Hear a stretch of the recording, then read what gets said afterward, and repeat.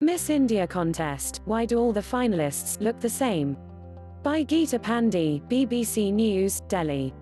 It is the contest that kick-started Bollywood superstar Priyanka Chopra's career, so it is unsurprising that this year's Miss India finalists have such wide smiles in their publicity shots.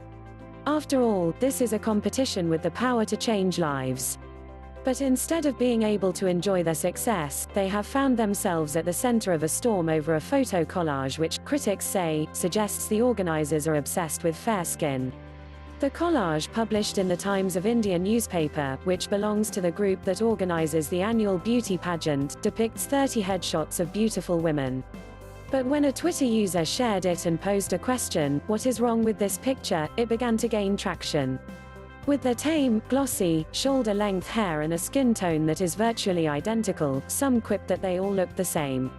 Others wondered out loud, albeit as a joke, if in fact they were all the same person. As the picture gained traction on Twitter, critics made the point that while there was nothing wrong with the image of the women themselves, the lack of diversity in skin color has once again highlighted India's obsession with being fair and lovely. As social media chatter grew, we tried to get in touch with the organisers, but there has been no response so far. Beauty pageants have been serious business in India since the mid-1990s. The country has produced several famous Miss Indias, like Aishwarya Rai, Sushmita Sen and Ms Chopra, who also won global titles. Many pageant winners have also gone on to have lucrative Bollywood careers.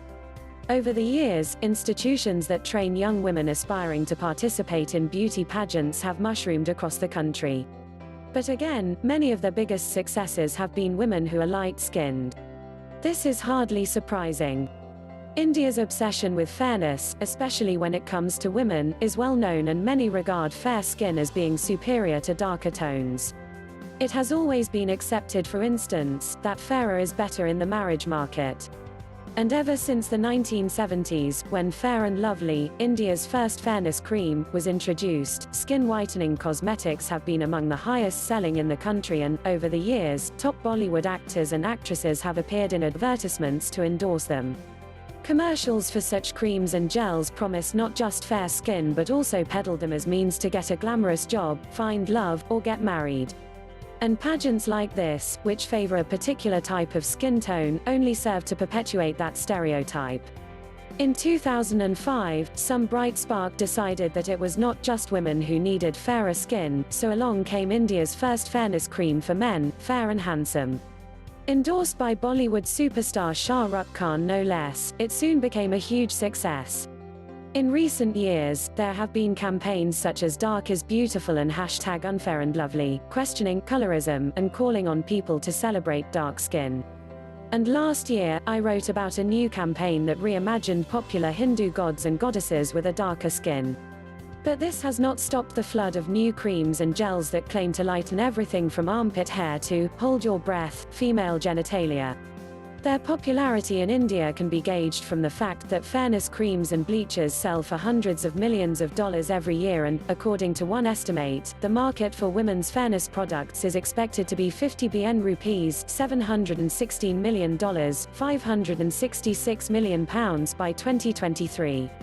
The defenders of skin whitening products say it's a matter of personal choice, that if women can use lipstick to make their lips redder, then what's the big deal about using creams or gels to appear fairer? It may sound logical, but campaigners point out that this obsession with fair skin is grossly unfair. The superiority of light skin is subtly, but constantly, reinforced, and that perpetuates societal prejudice and hurts people with darker complexions who grow up with low self-confidence. It also impacts their personal and professional success, they say. We've heard models with darker skin colors say how they were overlooked for assignments, and I can remember only a few darker-skinned Bollywood actresses in leading roles. In 2014, the Advertising Standards Council of India (ASCI), a self-regulatory body of advertisers, issued a set of guidelines barring commercials from depicting people with darker skin color as unattractive, unhappy, depressed or concerned, and said that they should not be shown as being at a disadvantage when it came to prospects of matrimony, jobs or promotions. The ads, however, continue to be made, even though they are a bit more discreet now compared to the earlier in-your-face sort of campaigns. Popular film actors and actresses also continue to endorse them. But as I write this piece, a heartwarming piece of news is just being reported. South Indian actress Sai Pallavi has confirmed that she rejected a 20 rupee deal to appear in a fairness cream advertisement earlier this year. What am I going to do with the money I get from such an ad? I don't have big needs. I can say that the standards we have are wrong. This is the Indian color. We can't go to foreigners and ask them why the white. That's their skin color and this is ours, she was quoted as saying. Pallavi's comments are being hailed as a breath of fresh air by commentators, especially as they are seen in context to the Miss India collage where all contestants look the same, whitewashed. Script taken from BBC News by Geeta Pandey, Delhi. Thanks for watching.